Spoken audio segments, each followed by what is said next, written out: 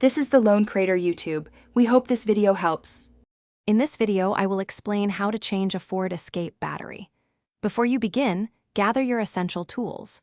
You'll need a wrench set, a battery terminal cleaner, and a new battery that matches your vehicle's specifications.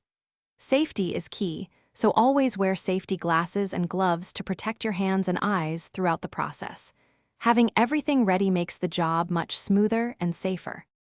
Now, let's disconnect the old battery. First, locate your Ford Escape's battery, which is typically under the hood.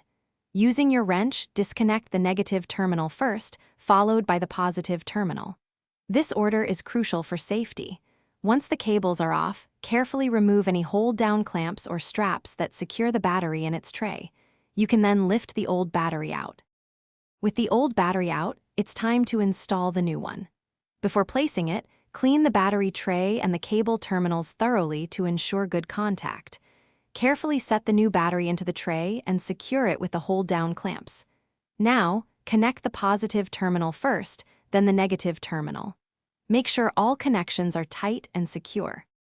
You're almost done. For added protection, apply a thin layer of anti-corrosion grease to the battery terminals.